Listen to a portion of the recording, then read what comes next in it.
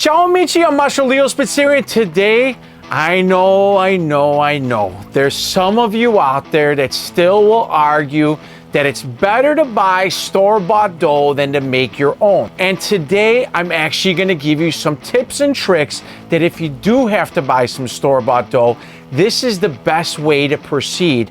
And I'm gonna do a side-by-side comparison, not to prove anybody wrong, but just to prove that there is a difference between store-bought versus mine.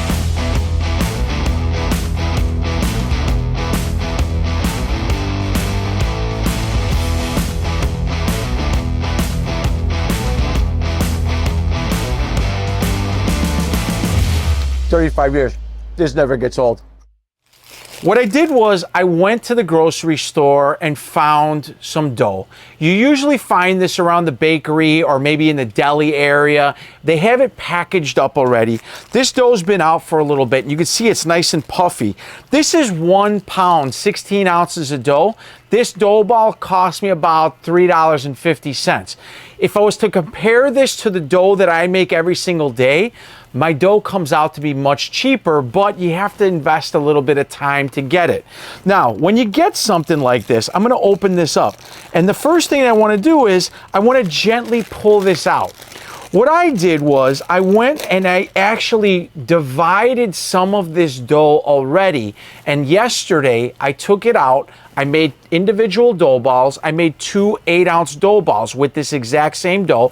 I put these into the refrigerator overnight and allowed them to rest. And now they're proofing along with my American traditional dough in this box. But let's say you were to go to the grocery store and buy some of this right now. What I'm gonna do is gently pull, come over here. If you pull along the seams of these bags, you can actually get this out pretty much in one piece, right? And the idea is that we're not gonna disturb this too much. Notice how much air is inside over here, okay? Now, if I'm gonna take this and divide this in half, the idea is that if I'm gonna try to use this right away, I wanna make these nice round dough balls without disturbing them so that I don't have to reproof them and wait a few 3-4 hours for them to proof and relax in order for me to stretch them properly. So what I wanna do is I'm gonna take a little bit of this semolina flour and I'm gonna dust this dough. Now, inside of this bag, you saw how easy it was for me to remove it. It's because they put maybe some nonstick spray or some olive oil in here. I don't know what they did, but it didn't stick. So that means that there's some oil on the edge. From here, if I very gently give this a flip and a turn, look at how easy that was, okay? The great thing about this was that this particular one, they did put a little bit of that nonstick spray in there or maybe some olive oil or some kind of oil to help it release. From here, if I'm gonna put this on the scale, I don't know, I would just say let's cut to the chase. Cut the thing in half, make a nice dough ball out of this, and I'm gonna show you my tricks for turning this into a dough ball, okay? So we actually have 2 pieces now, all right?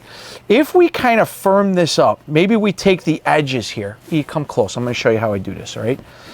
This comes from my Neapolitan method that I do. Take the edges of the dough from the sides and literally just pinch them, okay? If we pinch them tight like this, now if I take my cutter and cut straight down that seam on each side where I pinched, all of a sudden, guess what? I've got a nice little round puffy dough ball, okay? That's not disturbed. Let me do this other one.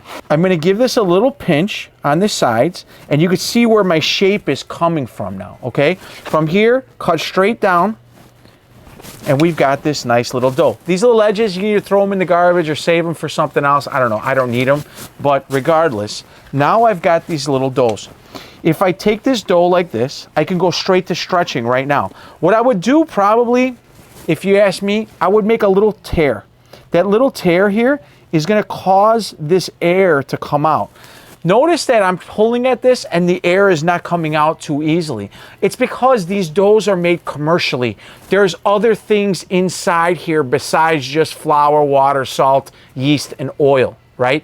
Things that keep these maybe more successful for the average home user. And I'm gonna try to press this out. Here's my dough, my little air bubble, and there we go. Some of the air has come out. Now from here, very gently, I can kind of go around and as good as I can, try to form this into a crust, okay? You'll see that if this was my only option in doing this, there is a method, yes, there is a method to stretching this, and it's not gonna be as pretty, let's call it, as a fresh dough ball that's gonna come out of my box. So your success rate with this dough ball right out of the package is probably gonna be not as good as what I have in this box. So remember that, even if you bought store-bought dough, take the dough out of the package like we just did, form these into some nice little dough balls, okay? All I'm doing is just kind of pulling and pushing, and then at the bottom, just kind of pinch this all closed, okay?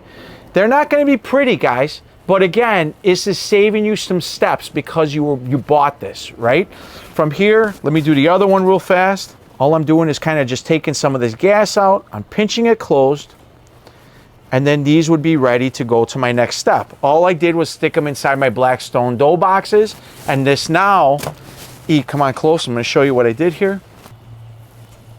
Here is the same dough. Now this was yesterday, the same package, right? I took them out and I kept these covered so that, number one, I could tell the difference between my dough and the store-bought.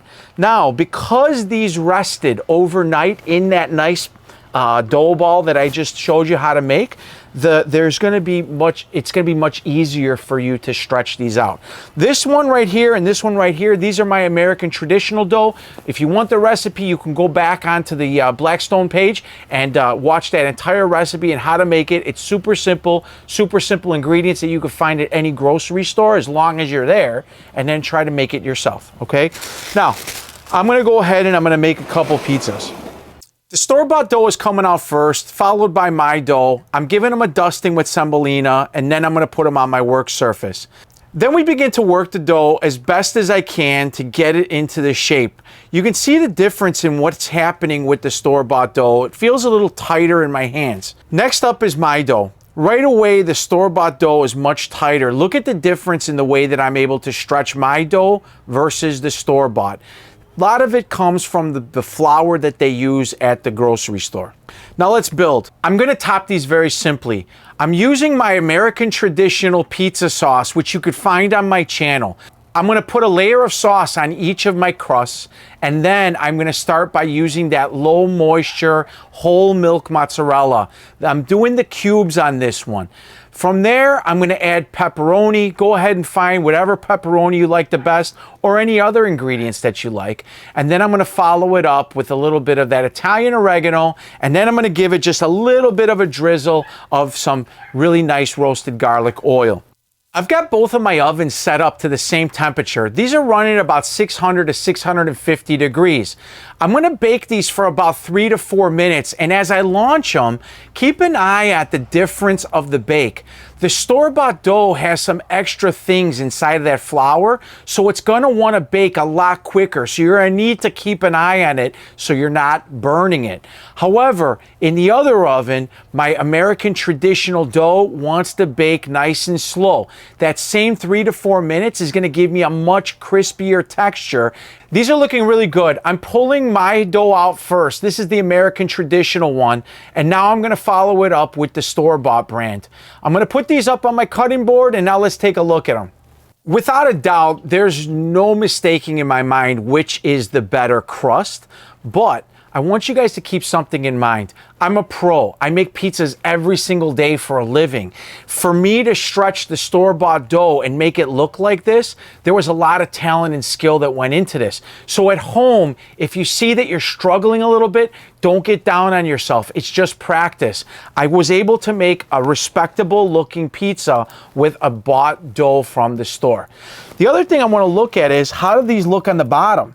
You can see how much more color this store-bought dough has than my dough, which has got a nice bread-like browning. Again, it comes down to what was inside of your store-bought dough. The only thing left to do is let's cut it and let's eat. This has a little bit of a snap to it. It feels like it's a little softer. The reason why it feels like it's a little bit softer crust is because there's probably more oil inside of this dough, because most people use their home oven to bake these things and not a high temperature oven like I have behind me. So because the bake time is going to be longer, this is why they add a little bit more oil to keep it tender. My dough is going to be a little snappier because I created a dough formula for you that's going to make very successful results every single time. E, come on in. Let's take a look at these. Mine looks like that classic New York style pizza. I mean, when you look at the side of this, very open, bread-like, it looks beautiful. This is on the other side, the store-bought side, and you can see that again, it's got some of that same open structure, but underneath the cheese, it looks like it might have even gotten a little gummy underneath. We call that a gum line, and this just is from the type of dough that it is. I'm gonna go in, I'm gonna give a bite of both. This pizza to me is that classic bite, that American pizza. You guys have seen this on my channel. Everybody loves this dough. I get so many comments about it. When I go in on this one, again, it just feels like it's so much softer. I feel like almost like I'm going to get like a slice from maybe my national chain pizzeria, things that you'd see all over the country. I also noticed that this dough has a little bit more sweetness to it. So, guys, at the end of the day, can you use a store-bought dough inside of these beautiful Blackstone ovens? Yes, absolutely. If you need to get a pizza made, you could do it quickly and without a lot of work. But if you really want to go over the top and make something special, my American traditional dough or any of the other doughs on my channel are going to give you 100% success, and you're going to love them, and so will your family. Guys, I'm Master Leo Spitzeri. I hope you learned something. Ciao, amici.